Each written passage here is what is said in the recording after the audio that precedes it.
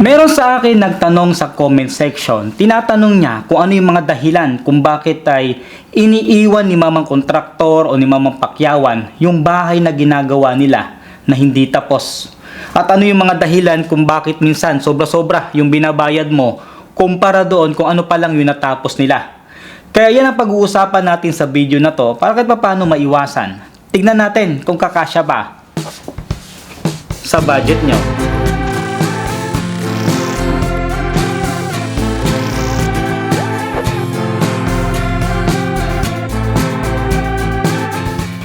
Kung bago pa lang sa channel na to na Inhinyero TV, ako si Donald Deniega, isa akong professional civil engineer at ang purpose ng video na to ay for information lang.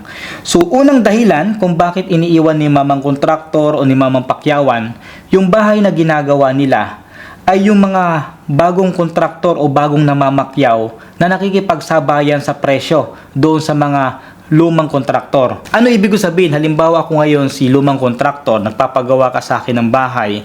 Nung tinignan ko yung design ng bahay mo at saka yung mga materialis na gagamitin, pumapatak siya ng 28,000 per square meter. Ngayon ang ginawa ko ay binaba ko siya ng 27,000 per square meter. Kumbaga nagbigay ako ng discount. Ngayon, ito sila mga bagong kontraktor ay nakipagsabayan sa presyo. Binaba naman niya ng presyo ng 26,000 per square meter. Ano pwedeng mangyari? Ganito kasi yan. Si lumang mamang kontraktor ay mayroon ng sariling resources. Kumbaga, nakapag-establish na sila. Mayroon na silang sariling equipments. Ngayon, itong si bagong kontraktor o bagong namamakyaw, may posibilidad na minsan wala silang kapital or mababa yung kapital nila. Kumbaga, dumidepende lang sila sa down payment na binigay mo. Ngayon, pag nag-down ka na, doon nila kukunin yung pambili ng mga equipments nila na panggamit doon sa site. So, ano pwedeng mangyari? Yung mangyayari ngayon, na imbes na pambili niya ng materyales doon sa bahay na pinapagawa mo, nabawasan na siya ngayon, kaya may posibilidad na kakapusin siya sa budget niya. Hindi katulad nila mga lumang kontraktor, malakas ang loob nila na kaya nilang tapusin dahil may mga gamit na sila. Kaya advice ko sa inyo, pag nagpapagawa kayo ng bahay, tignan mo yung mga kontraktor o yung namamakyaw sa'yo o nangungontrata sa'yo kung mayroon na silang sariling resources. At din yung pangalawang dahilan kung bakit hindi natatapos ni mamang kontraktor, yung tinatawag kong takip budget. Ito yung mga kontraktor, mapabago man, mapalumang kontraktor o namamakyaw na mayroon ng problema yung existing na project nila. Connected dito dun sa unang sinabi ko na pag halimbawa short na sila sa budget tapos dumating ka sa buhay nila, yung budget na para sa bahay na pinapagawa mo ay magagamit nilang panakip budget doon sa existing na project nila para matapos yung project na yon. Ang problema, kung wala na silang makuhang bagong project, kumbaga apektado na ngayon yung budget para doon sa pinapagawa mong bahay.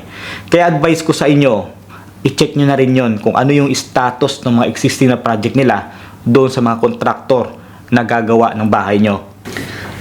At din yung pangatlong dahilan kung bakit hindi natatapos ng mga kontraktor yung bahay na ginagawa nila, ito yung tinatawag kong survival. Ang gagawin nila para makasurvive ay magbabagsak sila ng presyo. Kumbaga, mangungontrata siya sa mababang presyo para makakuha siya ng bagong project. Ang concern kasi ng mga kontraktor, dahil kung halimbawa mayroon silang lehitimong opisina, mayroon silang sinasahuran na regular na engineer, regular na sekretary, kumbaga mayroon siyang pinapatakbong opisina. Ang problema, kagaya na sinabi ko, pag hindi sila nakakuha ng panibagong project, ngayon, apektado na yung budget ng bahay mo na may posibilidad na hindi matapos. Kaya hindi lahat na mura ay makakatipid ka. Minsan mataas ang risk nito. Kaya advice ko sa inyo kung magpapagawa kayo ng bahay ay kahit meron na kayo napupusuan na kontraktor, ang gawin nyo pa rin ay magkambas pa rin kayo. Kumbaga magpabid kayo, minimum 3 kontraktor para meron ka lang comparison kung magkano yung presyo nila. At isa pa na pwedeng mangyari, lalo pag ang gumawa ng bahay mo ay walang lehitimo opisina, pagbaba siya ng presyo, kakagat ka. Pag bandang huli, hindi kaya niya tapusin, sasabihin lang sa'yo, sir, ma'am, hindi pala kaya talaga sa presyo ko, masyadong mababa na yon. Ngayon, ano yung mangyayari? Didemanda mo siya, ano makukuha mo sa kanya pag dinimanda mo siya? Wala. Kumbaga, end of the day, talo ka pa rin. Kaya minsan ang gagawin mo na lang ay pagbibigyan na lang siya, maglalagay ka lang ng additional para matapos lang yung bahay na pinapagawa mo, or iiwan niya at wala ka nang magagawa. Pero yung gumawa ng bahay mo ay nagkaroon sila ng trabaho ng ilang buwan na kahit papano ay nakasurvive sila.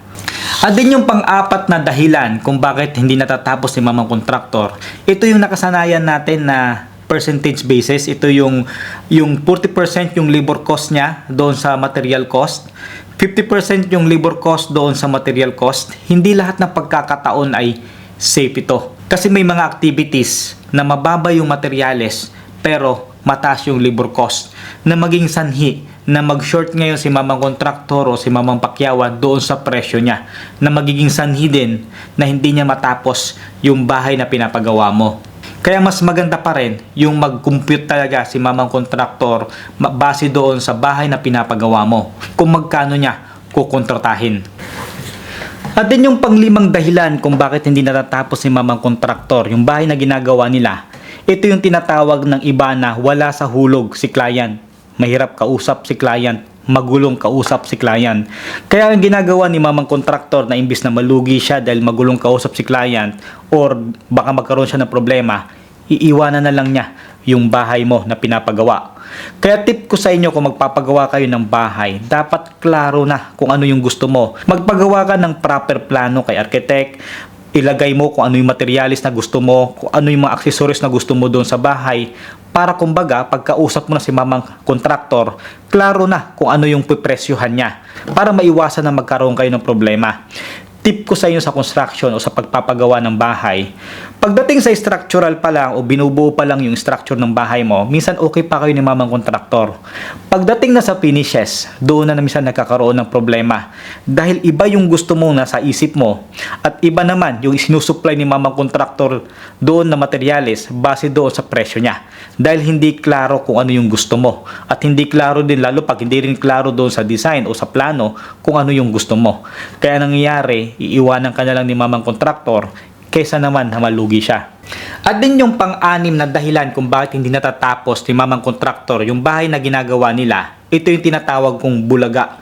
Ito yung mga kontraktor o namamakyaw na hindi nila pinag-aralan yung location kung saan ka magpapatayo ng bahay. Kumbaga, during construction, doon pa lang sila, kumbaga nabubulaga sila na marami pa lang dapat kailangan i-consider doon sa site o sa location kung saan magpapatayo ng bahay. Halimbawa, yung supplier ng materyales, kung malapit ba doon sa kung saan ka magpapatayo ng bahay, yung access ng materyales, kung okay ba, yung paglalagyan ng materyales, kung maayos ba, kung yung supply ng manpower mo, kung okay ba, walang magiging problema, o may paglalagyan ka ba ng mga tao mo. Kasi pag hindi ito pinag-aralan ni mamang kontraktor at magbigay lang siya ng presyo during construction, dito na nagkakaroon ng problema, na didelay yung project dahil sa supply ng materyales, na didelay yung project dahil mahirap gumalaw during construction, hanggang sa dumating yung punto na nag-short na siya ng budget dahil humaba na yung duration, na isang magiging dahilan, na posibleng dahilan na hindi matapos ni mamang kontraktor yung bahay na pinapagawa mo.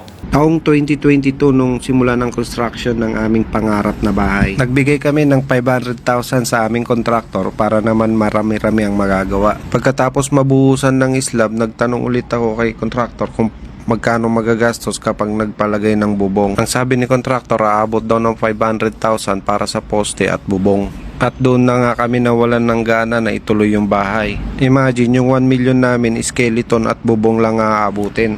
At din yung last, ito yung tinatanong kung ano yung dahilan kung bakit sobra-sobra na yung binayad mo kumpara doon kung ano pa lang yung natapos ni mamang kontraktor. Isang dahilan dyan is yung walang proper na progress billing. Ano ba yung progress billing? Ang progress billing, dapat doon naka-itemize kung ano yung presyo ng bawat item. Halimbawa, kung magkano yung presyo niya sa bawat foundation, magkano yung presyo niya sa bawat poste, magkano yung presyo niya sa slab. Kumbaga, kung ano yung natapos lang nila, halimbawa pag natapos nila yung foundation, yun lang dapat yung babayaran mo para maiwasan na sobra-sobra yung ibinabayad mo. Mayroon tayong vlog nito, ito yung progress billing. Panoorin nyo para magkaroon kayo ng idea kung paano, kung ano yung progress billing. So yun, I hope nakapagbigay ako sa panibagong information. Kung bago ka pa lang sa channel na to na Inhinyero TV, please subscribe to this channel. At saka pahit na lang din ng bell notification below para ma-notify ka pag may bago tayong upload next time. So paano? God bless at saka Ingat lagi.